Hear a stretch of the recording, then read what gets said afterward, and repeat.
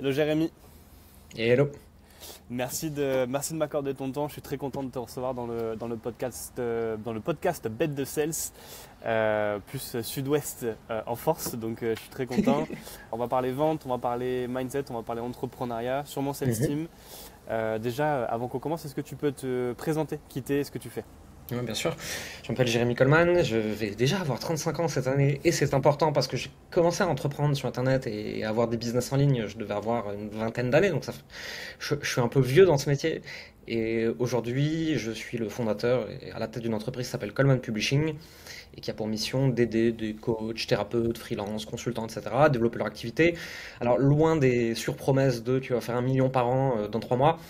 Nous, on va plutôt se concentrer sur ce qu'on appelle les réussites normales, c'est-à-dire aider les gens à développer une activité saine, qui apporte des résultats, qui leur permet de gagner de l'argent et de vivre confortablement du métier qu'ils aiment. On va à la fois aider des débutants qui partent de zéro ou pas loin à aller chercher leurs premiers 2, 3, 4 000 euros par mois, et puis au fur et à mesure plus, hein. Ou alors prendre des gens un peu plus avancés qu'on va aider à scaler, mais scaler selon notre avis sur comment il faut le faire, c'est-à-dire en douceur, en gardant du profit, avec des choses très evergreen qui ne demandent pas énormément de temps, où le but ici c'est d'augmenter les revenus, mais surtout d'augmenter le temps disponible de ces entrepreneurs. Et c'est sur ça qu'on va se concentrer, donc on a deux offres pour faire ça, et c'est essentiellement ça qu'on fait aujourd'hui. Ok, du coup, si je comprends bien, tu as plusieurs avatars, du Mhm. débutant et Ouais. jusqu'à ce qu'on peut appeler le profil plus avancé. Ouais, après ça dépend de ce qu'on met derrière avancé, tu vois.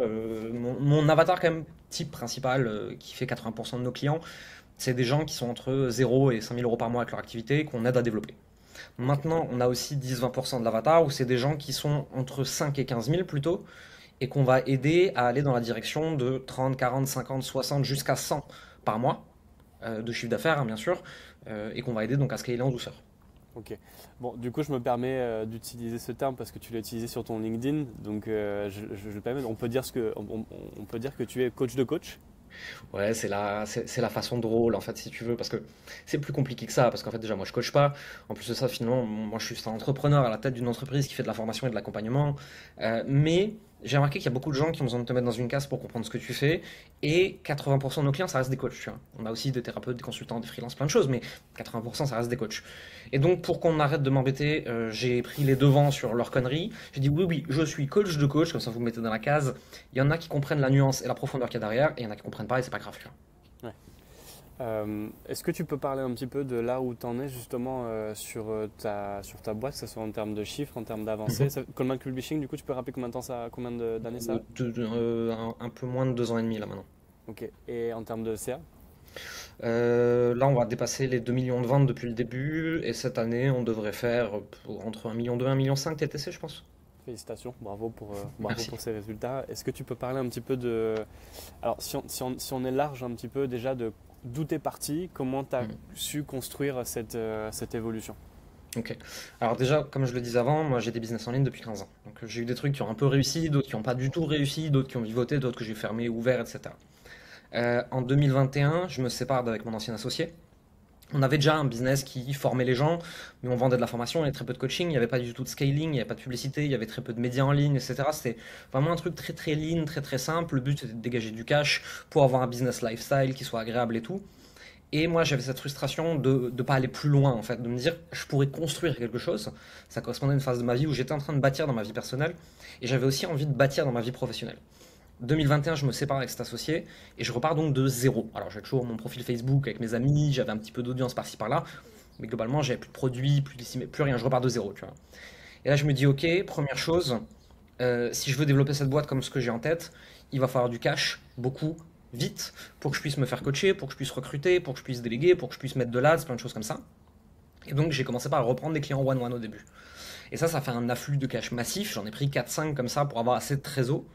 Et avec cette trésor, j'ai mis en place les premiers systèmes pour apporter du lead, en fait, pour amener des inconnus vers moi. Pour ces inconnus, leur donner de la valeur, essayer de les transformer petit à petit en clients à un rythme qui soit sain, puisque je cherche pas le héros il y a 7 jours avec le marketing agressif. Nous, aujourd'hui, la plupart des gens qui nous découvrent, s'ils doivent devenir clients, c'est en 30 à 90 jours. Tu vois. Ça, c'est une atypicité du marché. Parce qu'il y a beaucoup de gens qui jouent pas à ce jeu-là, et nous, oui, on joue un jeu plus long terme. Et donc mettre en place cette publicité, recruter des coachs pour m'épauler, prendre quelqu'un pour la gestion de l'entreprise, surtout le côté juridique, SAV, comptable et tout, parce que je suis pas bon là-dedans et que je voulais pas particulièrement m'en occuper. Et donc c'est comme ça que, step après step, tu vois, j'ai construit. Et à un moment, quelques mois après mon relancement, je lance un programme en ligne en me disant je vais avoir 5-10 personnes et je vais bâtir ce programme avec eux. Sauf qu'en fait, il y a 26 personnes qui rentrent. Et je me dis, ok, j'ai touché un truc, j'ai un début de product market fit.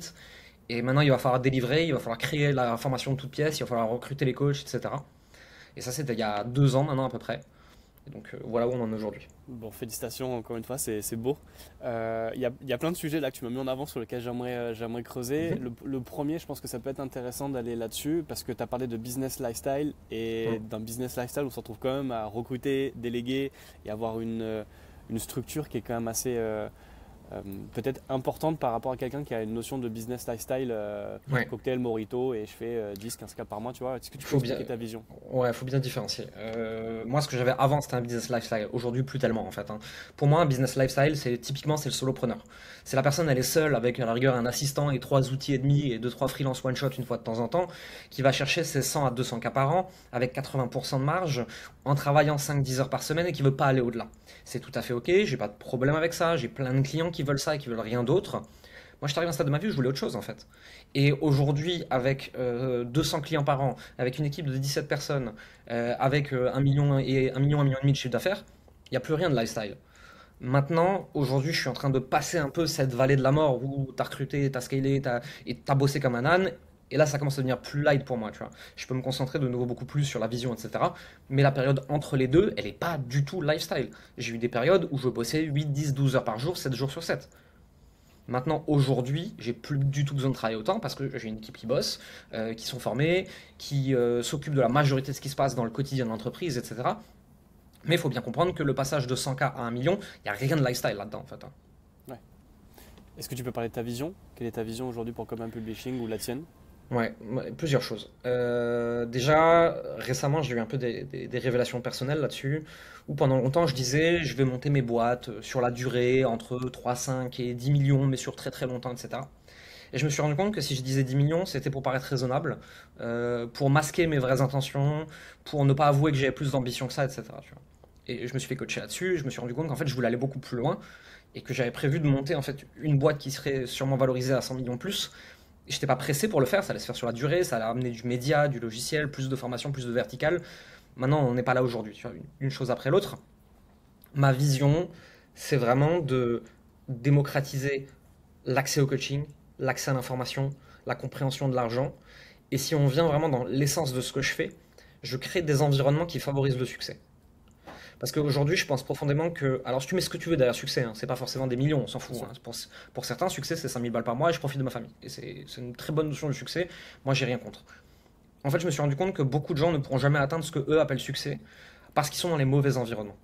Si aujourd'hui les personnes en difficulté, que ce soit des femmes qui se sont dédiées à leurs enfants toute leur vie et qui à un moment là voudraient reprendre un petit peu une carrière peut-être parce que la vie a fait que ce soit des personnes qui sont dans des environnements plutôt défavorisés, qui les aident pas, ils n'arrivent pas à s'en. Tous les gens qui ont du mal à atteindre le niveau de succès qu'ils aimeraient se l'interdisent parce que dans leur environnement c'est pas normal, parce qu'ils ont vu personne le faire, parce qu'ils savent pas comment le faire, parce qu'ils ont aucun guide pour le faire, etc.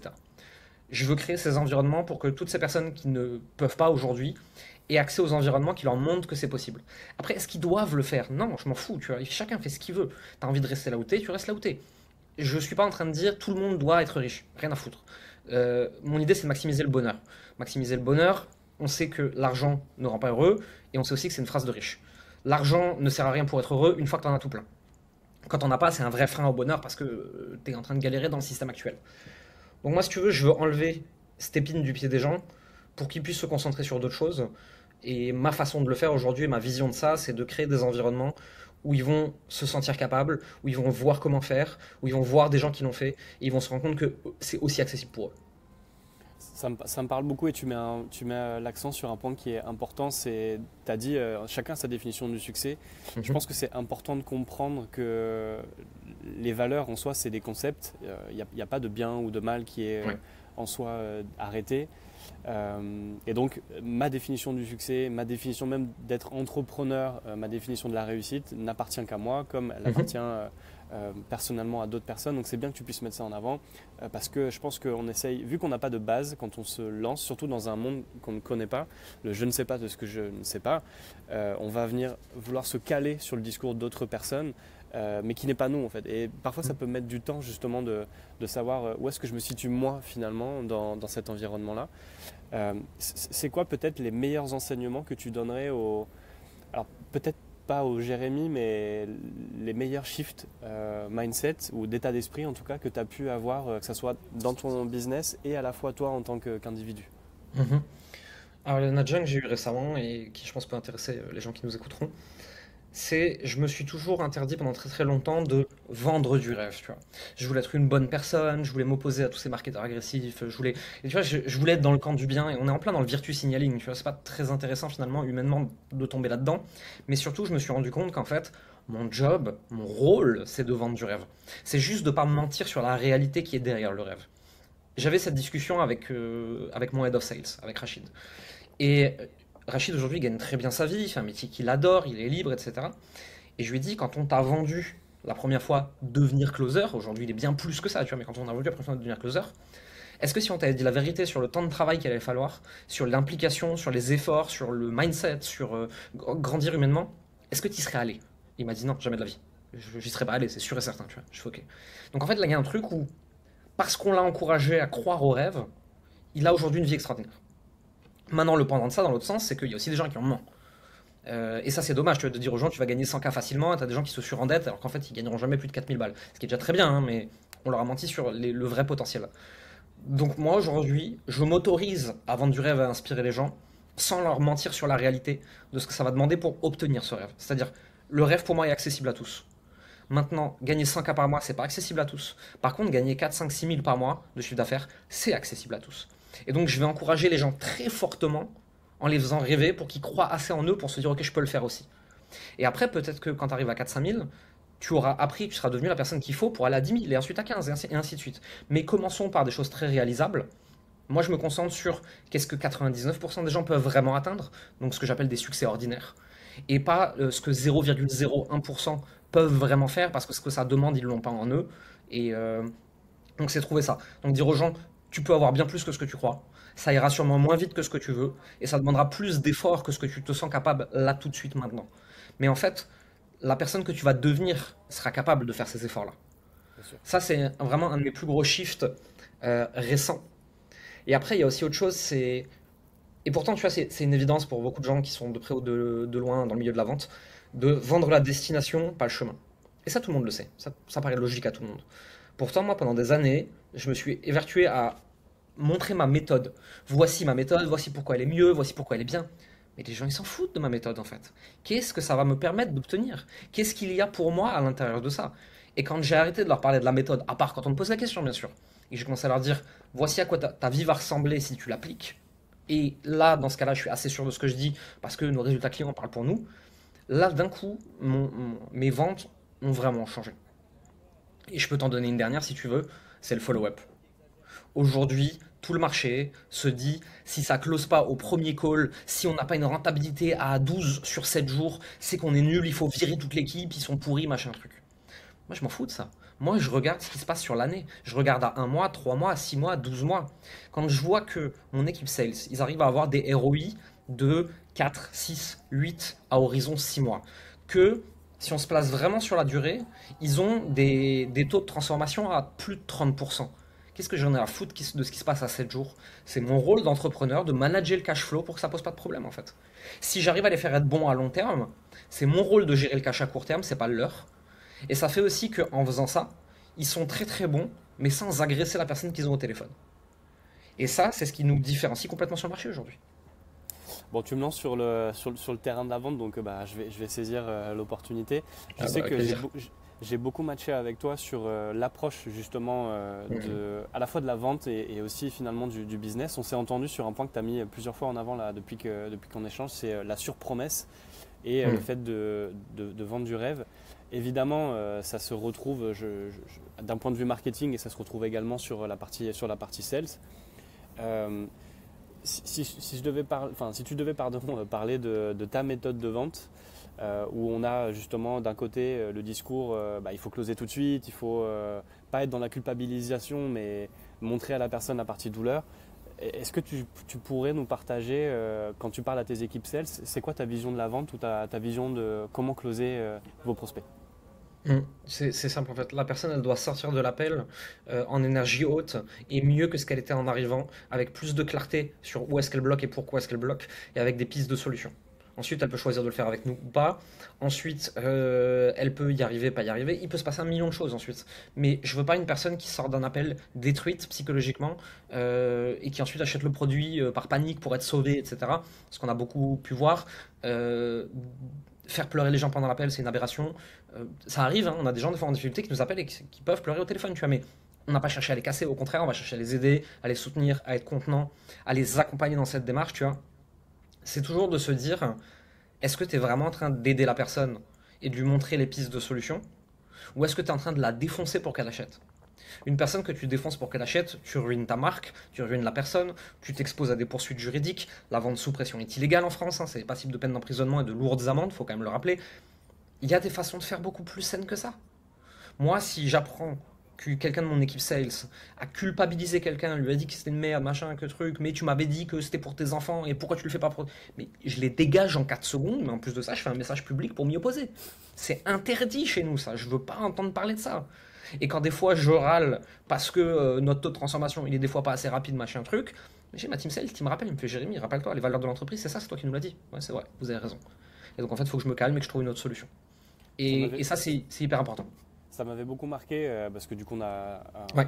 on a pu travailler Mhm. un petit peu ensemble. Ce qui m'avait beaucoup marqué, c'était la vision de ton équipe sales et la connexion qu'il y avait au niveau des valeurs, qui est Mhm. pour moi hyper importante dans une équipe. Donc encore une fois, bravo à toi d'avoir réussi à transférer ta vision et tes valeurs au sein de cette équipe-là. C'est quoi le plus gros problème aujourd'hui selon toi sur le marché du closing?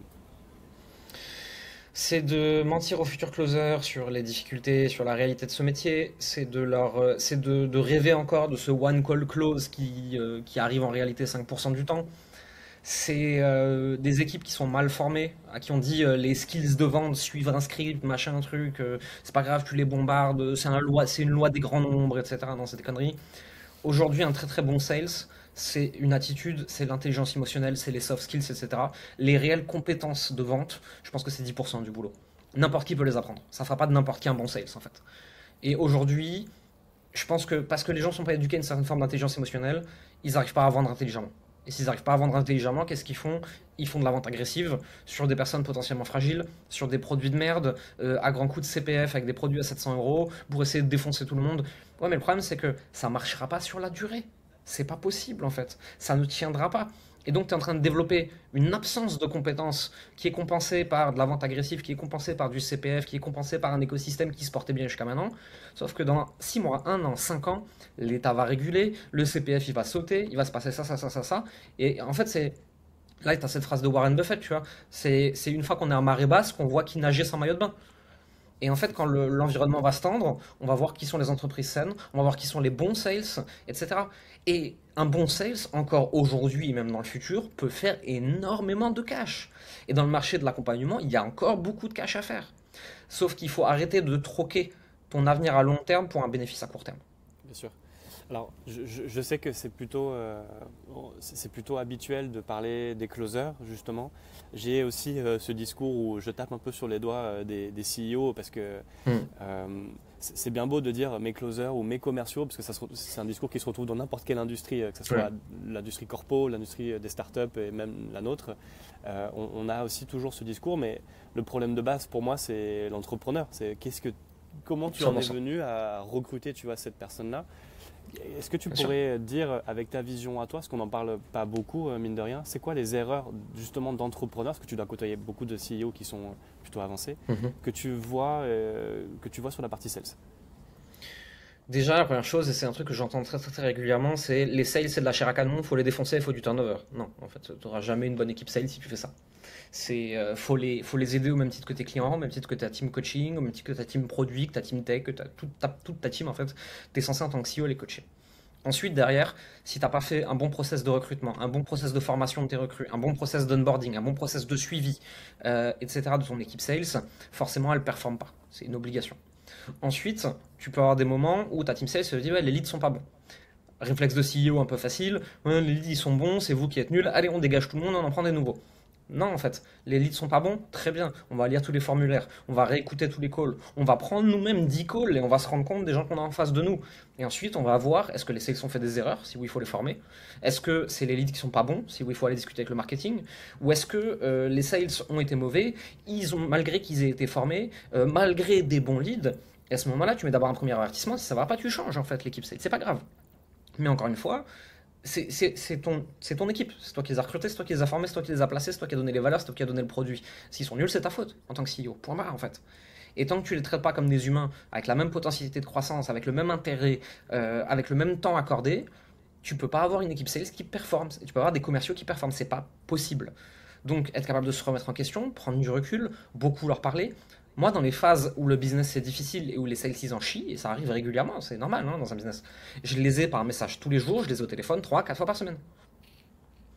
Je suis là pour les soutenir, je suis au front avec eux s'il faut, quoi. Et ce qui fait que j'ai une équipe qui est soudée et qui fonctionne. Comment, comment on recrute justement les bonnes personnes? Aujourd'hui, tu as 17 personnes Mm. dans ton équipe. Est-ce que tu pourrais partager ton process justement de recrutement ou ce qui est important pour toi dans cette phase-là? Ouais. Déjà, moi, je recrute énormément dans mon audience. Voilà, j'ai beaucoup de gens qui me suivent un peu partout, donc c'est toujours plus facile. Je suis déjà passé par des services de recrutement, mais moi, ça n'a pas forcément matché. Sauf pour les sales, avoir des gens qui sont formateurs, qui connaissent les bonnes recrues, qui peuvent les placer chez toi en fonction de l'alignement de valeur, ça c'est toujours bien. Maintenant, pour le reste, si je recrute dans mon audience, moi, c'est simple, c'est une grosse annonce, un questionnaire préliminaire avec des questions éliminatoires. C'est pas des questions à la con, hein, c'est un truc qui demande une simple recherche Google ou un simple partage de fichiers. Tu sais pas faire une recherche Google, je te recrute pas, quoi. Enfin, tout simplement. Derrière, mise en pratique, test terrain, parce qu'en fait, n'importe qui peut mentir pendant un entretien, mais sur un test terrain, tu peux pas tricher. Et en fonction de ça, sur les sales, donc commerciaux, setters, SDR, bidder, t'appelles ça comme tu veux, on s'en fout, je recrute toujours par deux voire trois, parce que surtout sur la partie vente, c'est des animaux de compétition, tu vois. Et je comprends moi particulièrement bien ça parce que je suis comme ça aussi.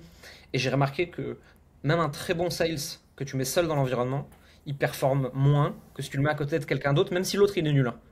Mais à partir du moment où il y en a deux, ils sont meilleurs. Parce que c'est comme ça, en fait, ça fait partie du profil finalement. Tu vois, moi je suis un peu pareil là-dessus. Et si tu veux, donc c'est. Est-ce qu'on peut être timide et bon sales selon toi? Je pense que oui. Je pense que c'est pas un problème. Moi, je suis un grand timide à la base, hein, et en plus de ça, je suis très très introverti. Pourtant, j'ai développé plutôt des bonnes compétences en vente. Euh, En termes de profil process com, on s'imagine que le sales, c'est forcément le promoteur, c'est forcément Grant Cardone, tu vois. Moi, la plupart de mes sales, c'est la plupart des gens de mon équipe, c'est plutôt des empathiques, c'est plutôt des travaillos, c'est plutôt des persévérants. C'est des gens qui comprennent les émotions des gens en face d'eux, c'est pas forcément des grandes gueules qui font le show, tu vois. Euh, je pense que ça dépend de ta cible. Si Bien ta sûr. cible, c'est le cliché du vendeur de voitures américain, un peu grande gueule, qui gesticule, etc., tu lui mets pas un empathique timide en face. Moi, ma cible, c'est quand même beaucoup de femmes, beaucoup de gens introvertis, beaucoup de gens qui bossent depuis chez eux, qui gèrent déjà toute leur vie de famille, qui ont déjà lourd de choses à gérer dans leur quotidien, etc. Ils n'ont pas besoin d'un sales qui arrive avec une grande gueule et qui les matraque. Donc, moi, je recrute quand même beaucoup, beaucoup d'empathiques parce que c'est plus facile de les former à bien parler, être un peu plus à l'aise en société, etc., sachant qu'ils ont déjà l'intelligence émotionnelle, plutôt que prendre quelqu'un qui est très à l'aise en société mais qui est un bourrin et à qui on va devoir apprendre à manager des émotions.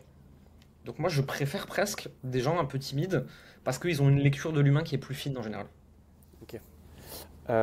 Merci pour ton partage. Aujourd'hui, donc, tu as dit donc, tu avais Rachid qui était sur la partie Head of Sales. Mm. Comment est structurée ton équipe Sales aujourd'hui?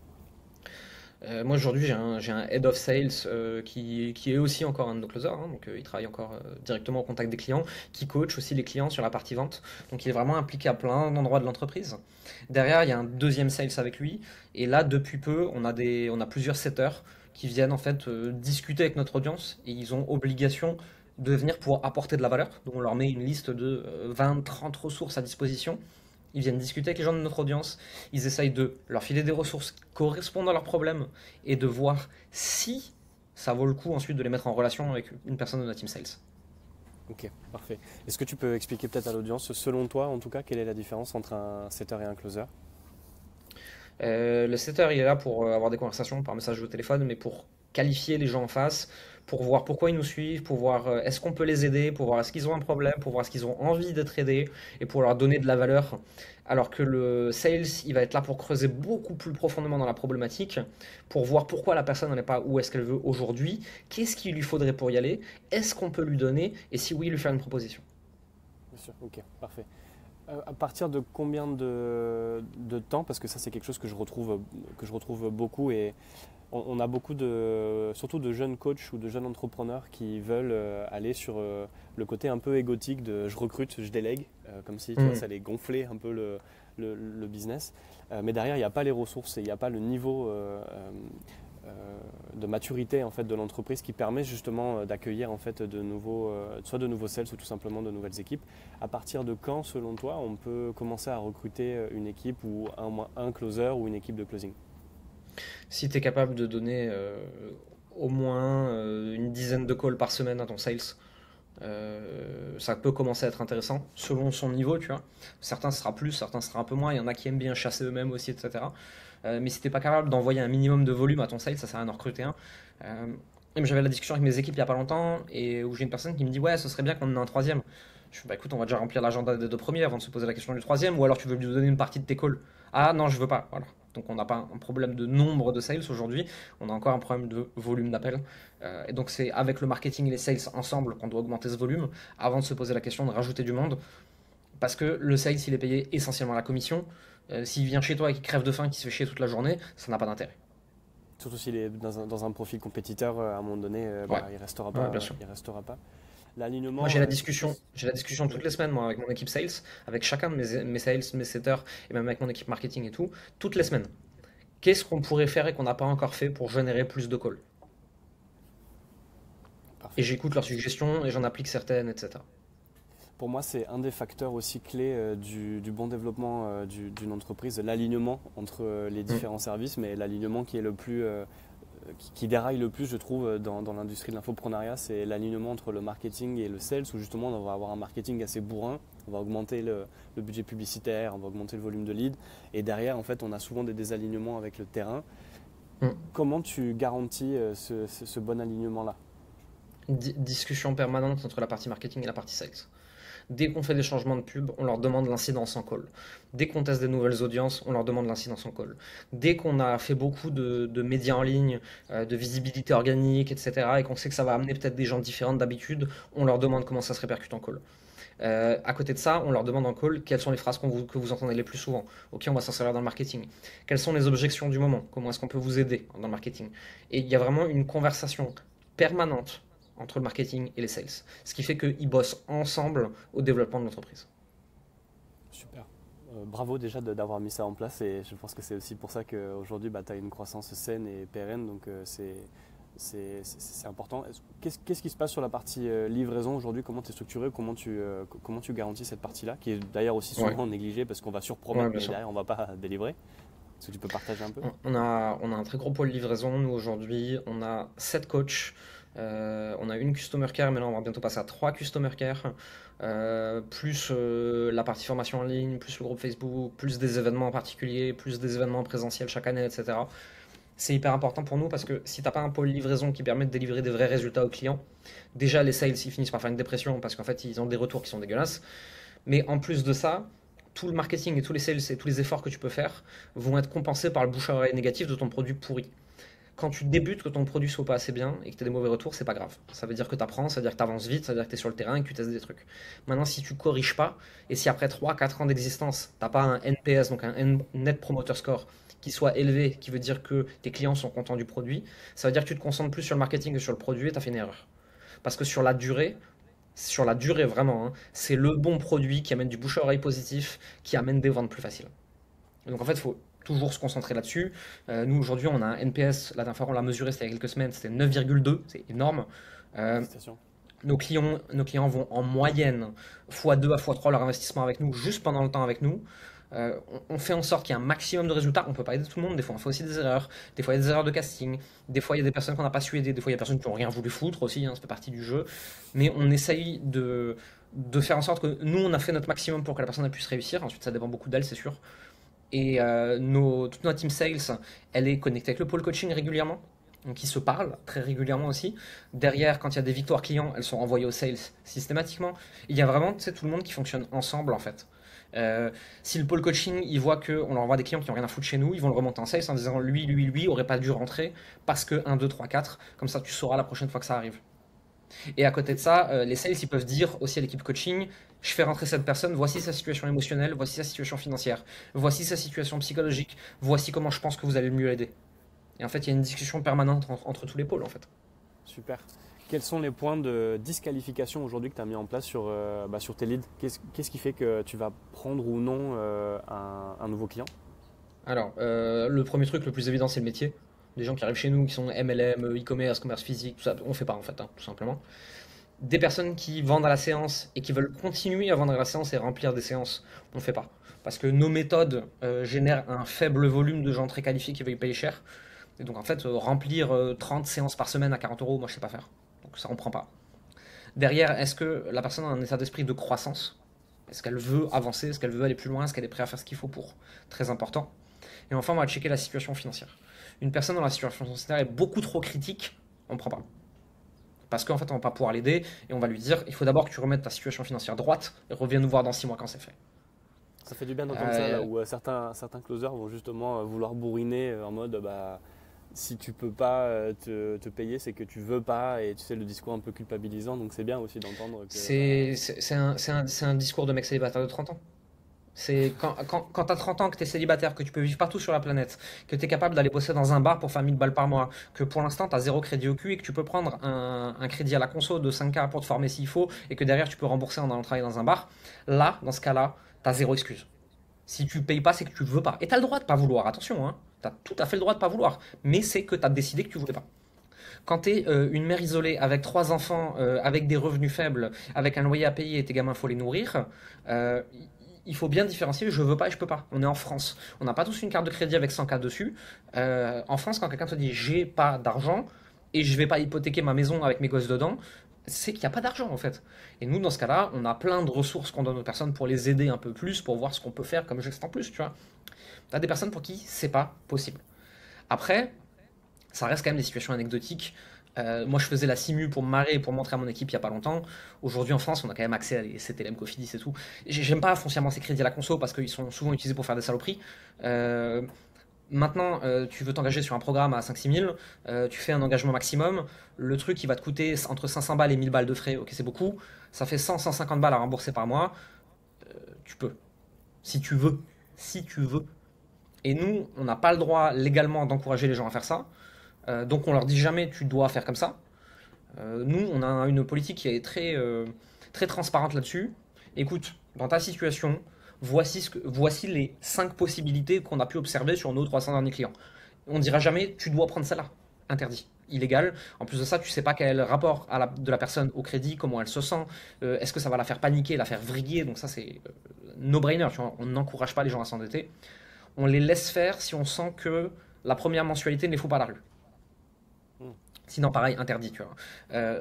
S'endetter et faire levier avec l'argent des autres pour de la croissance, c'est sain, tout le monde trouve normal de le faire dans l'immobilier. Tout le monde prend des crédits étudiants aussi pour payer ton école, etc., pour se former, moi je vois pas où est le problème. Mais il faut que ce soit fait dans les bonnes conditions. Est-ce que tu penses que tu vas rembourser en 3 mois avec les 10 000 balles par mois que tu vas gagner, alors que tu pars de zéro? Non. Donc si c'est ça ta croyance de départ, je te laisse pas venir chez nous en fait. Et je te laisse pas t'endetter et je te disqualifie d'entrée.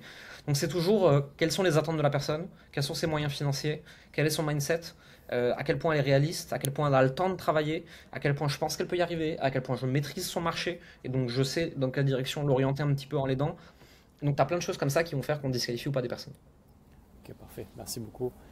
Euh, si je reviens sur une vision un peu plus large, aujourd'hui, qu'est-ce qui fait qu'une personne justement va ou non réussir en fait, soit dans l'entrepreneuriat ou à entreprendre tout simplement ce qu'elle peut vouloir, ça te parle? Ouais, pour moi il y a 2 choses qui sont importantes. Je l'ai dit avant, l'environnement. L'environnement, c'est pas forcément ton environnement direct, réel, familial et tes potes d'enfance, hein. Ces gens-là, il faut les laisser être qui ils sont, il faut pas essayer de les changer. Mais aujourd'hui, avec Internet, tu peux décider de bouffer du Bill Gates ou du Jeff Bezos 8 heures par jour, et en fait, ça devient eux ton environnement, hein. Ou tu peux aller dans des formations, dans des programmes, dans des masterminds, ou juste dans des groupes gratuits d'ailleurs. et tu peux t'entourer de gens qui ont la même vision que toi pour l'avenir et qui veulent grandir. L'environnement, c'est très très important. Et ensuite, il y a une forme de résilience face à la réalité. Il y a des gens qui y arrivent en une semaine, il y a des gens qui mettent 10 ans. Si tu lâches pas, tu y arrives. Maintenant, il ne faut pas nier la réalité. À un moment, le marché sait ce qu'il veut acheter. Il n'y a pas de juste ou pas juste dans les concepts d'économie, hein. Le marché sait ce qu'il veut. Si tu trouves ce qu'il veut, il te donne de l'argent pour le faire. Point barre. Donc être réaliste par rapport à ça. Je vois trop de gens qui... une personne que j'ai connue qui disait ça très vulgairement, qui disait ils veulent vendre leur crotte de nez. Eux, ils les trouvent géniales, mais en fait, ils comprennent pas que les gens en face, ils en veulent pas. Comprendre ce que les gens en face de toi veulent et être capable de leur donner d'une façon meilleure que ce qui existe, d'une façon différente, d'une façon plus unique, d'une façon plus douce, d'une façon plus comme ils veulent en fait. Si tu as le bon environnement, que tu travailles pas dur, mais un peu tous les jours, avec résilience pendant longtemps, je vois pas comment tu peux ne pas y arriver en fait. C'est quoi les excuses que tu entends le plus? Parce que dans ton marché et surtout dans le marché du coaching, enfin, en tout cas j'ai beaucoup entendu le discours de le marché est saturé, oui mais tu te rends compte, il faut que j'attende ci d'avoir ça, etc. C'est quoi les excuses, ton best-of des excuses les plus courantes? Alors, il y en a une qui me renchèvre à chaque fois, c'est je vais encore essayer 6 mois seul et je reviens vers vous. Et je la connais par cœur celle-là. En fait, le problème c'est que, alors je suis arrivé vers vous parce que ça fait 1 an et demi que je fais le même truc qui marche pas. Mais je vais le faire encore 6 mois de plus, histoire d'être plus dans la merde financièrement, et ensuite je vais revenir vers vous en pleurant parce que je serai foutu. Moi je suis Donc tu pas n'as un pas pompier, l'argent je pour sauve. aller plus loin en plus. Je dis toujours, moi je suis pas pompier, je sauve pas les gens. M'appelle pas une fois que la maison elle a fini de brûler.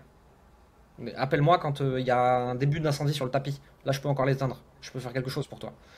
Ça me rend le plus ouf. Et Après derrière, qu'est-ce que tu dis justement à ces personnes-là parce que bon bah là il y a le self-control qui est tu, obligatoire. ouais, ouais, mais je leur dis complètement la vérité de ce que je pense. Je fais alors, tu fais absolument ce que tu veux, et moi je vais pas te pousser dans un sens ou dans l'autre, mais voici ce que j'ai observé sur les 1000 dernières personnes qui m'ont dit ça. Et après, elles en font ce qu'elles veulent, tu vois. Je suis pas responsable de ce qu'ils font de l'information, mais moi je suis responsable de donner l'information. Sur les 1000 dernières personnes, voici le pourcentage pour qui ça s'est bien passé. Voici le pourcentage qui sont revenus en pleurant, et je pouvais plus rien faire pour eux. À partir de là, tu prends tes responsabilités, tu es une grande personne. Je suis pas ta mère, je suis pas un gourou qui te dit comment penser. Je te dis juste, voici mon observation du terrain. Je fais toujours ça hein, quand il y a des excuses qui sont du bullshit. Je dis, voici mon observation terrain des 5 dernières années. Ok. Je te souhaite de me donner tort. Ok. Quoi d'autre? Qu'est-ce qu'on a comme excuse encore beaucoup? Marché saturé, tu l'as souvent? Ouais, mais j'ai carrément fait une conférence là-dessus, expliquant que le marché n'était pas saturé, le marché il est mature, c'est très très différent. Un marché saturé, c'est on est dans une rue, il y a 10 tabacs, je vais ouvrir le 11e. Marché saturé, c'est débile, ça n'a aucun sens. Euh, je suis dans une ville où il y a 5 tabacs, je vais ouvrir le 6e, c'est pas saturé. Ok. Il faut que je me mette au bon endroit, il faut que je le market de la bonne façon, il faut que je m'adresse aux bonnes personnes. Voilà. Aujourd'hui, le monde de l'accompagnement n'est pas saturé, il est mature. Ça veut dire que tu peux plus arriver en faisant la même chose que tout le monde, n'importe comment, à l'arrache, ça fonctionne plus. Mais en réfléchissant un peu, en trouvant ton twist personnel, en vendant ce que les gens veulent acheter et en étant 1% meilleur un peu partout, le marché il n'est pas saturé. Il y a encore des gens qui percent tous les mois sur ce marché. Faut arrêter de dire qu'il est saturé. Je donne souvent l'exemple des médecins. Aujourd'hui, en France, il y a 250 000 médecins, à peu près, je crois, de mémoire. Est-ce que dès que tu vas au tabac, tu vois un médecin? Non. Est-ce que dès que tu vas au supermarché, tu vois des médecins partout? Non. Est-ce que dès que tu vas à un concert, il n'y a que des médecins dans la salle? Non. Ok. 250 000 médecins, il n'y en a pas partout et en plus de ça, on en manque. Aujourd'hui, des coachs, il y en a 10 000 en francophonie à peu près. Si on rajoute les professions d'accompagnement dans l'ensemble, il y en a peut-être 30 ou 40 000. 30 ou 40 000, 250 000. Est-ce que le marché est vraiment saturé ou est-ce qu'on vit tous juste dans une bulle algorithmique Facebook qui fait qu'on a l'impression qu'il y a des coachs partout? Pourquoi est-ce qu'on a l'impression qu'il y a des coachs partout? C'est parce que les coachs ils mettent 50 000 balles de publicité pour que tu les vois partout. Mais en réalité, il n'y en a pas tant que ça en fait. Par rapport au nombre d'entreprises qu'il y a en France, il n'y a pas tant de coachs que ça. Et on en a besoin, et on en manque. Et on manque de bons qui sont bien formés. Donc non, le Comment on marché du devient, coaching, il est pas saturé du tout. comment on devient bon justement? Se former, se former, L'environnement, se former. se former continuellement et être sur le terrain. Parler aux gens, ne pas croire que tu sais tout, ne jamais prendre ce que tu sais pour acquis, toujours se remettre en question, toujours progresser, toujours chercher à être à la pointe. Les dernières méthodes de coaching, les dernières compréhensions du cerveau humain, les dernières compréhensions sur le monde énergétique, si c'est là-dedans que t'es, peu importe. Toujours voir où est-ce que l'on est la connaissance aujourd'hui et qu'est-ce que je peux essayer. Parfait. Est-ce que tu veux nous parler un petit peu de ton programme à toi, justement, avant qu'on se quitte? Ouais, si tu veux, je peux. Nous, aujourd'hui, on a un programme qui s'appelle la méthode Fast and Slow. Pourquoi Fast and Slow, donc rapide et lent? Pour deux raisons. La première, c'est que on a des clients qui veulent aller très vite et on a des clients qui veulent aller très doucement. On a créé un environnement qui permet les deux. Et la deuxième, c'est qu'aujourd'hui, sur 100% des gens qui sont en face de toi, il y en a peut-être moins de 10%, en général c'est 3 à 5%, qui sont prêts à acheter très très vite. Tu en as à peu près 20% qui n'achèteront jamais, mais si tu leur parles intelligemment, ça peut devenir des ambassadeurs et des relais d'opinion. Et tu en as 80% qui vont acheter dans les 3 à 24 mois si tu les as pas agressés. Aujourd'hui, la plupart des entreprises en croissance se concentrent sur les 3-5% parce qu'ils ont besoin d'être rentables très très vite. Ce qui laisse une opportunité extraordinaire pour ceux qui sont moins pressés, qui peuvent se concentrer sur les 80%, parce que c'est un pool d'audience qui est très mal adressé. Parce que les méthodes pour closer très très vite les 3% sont des méthodes qui font fuir les 80%. Si tu prends le temps intelligemment de te positionner pour te concentrer sur les 80%, tu vas créer un effet boule de neige de clients. Et sans jamais faire plus de contenu, sans jamais dépenser plus en publicité, et juste avec ton fonds de roulement qui tourne toute l'année, tu vas avoir de plus en plus de clients, de plus en plus facilement. Et c'est là-dessus qu'on se concentre. Super. Un dernier mot pour la fin, si tu devais partager ta vision là rapidement, ce qui est important pour toi pour clôturer. Entourez-vous de gens qui vous tirent vers le haut. Entourez-vous, c'est le plus important pour favoriser le succès. Vraiment, c'est la normalisation du succès passe par s'entourer de gens pour qui c'est normal en fait. Si c'est normal pour tous les gens autour de moi, ça devient normal pour moi. Je mange pas une pizza si 100% de mes amis font poulet brocoli. De même que je vais pas manger poulet brocoli bien longtemps si 100% de mes amis se tapent des pizzas à tous les repas. S'entourer des bonnes personnes pour progresser. Moi, mon truc, c'est un tiers de gens moins avancés que moi pour transmettre, un tiers de gens à mon niveau pour partager, un tiers de gens au-dessus de moi pour apprendre et m'inspirer. Si j'arrive à avoir à peu près, hein, bien sûr c'est jamais exact, hein, je m'amuse pas à compter, faire des ratios, mais j'ai à peu près ça dans mon environnement, ce qui me permet d'être relativement heureux, relativement équilibré dans mon environnement personnel et professionnel. Super. Merci beaucoup Jérémy pour ton Bah, partage et merci pour ta Julien. vision. Ça a été un vrai plaisir, je te remercie. Et puis où est-ce qu'on peut te retrouver sur les réseaux? Où est-ce qu'on peut aller? Facebook, YouTube, Instagram, LinkedIn, je suis un peu partout, Jérémy Coleman, on me trouve partout. Bon, merci beaucoup Jérémy, pour soin de toi. Merci à toi. Salut.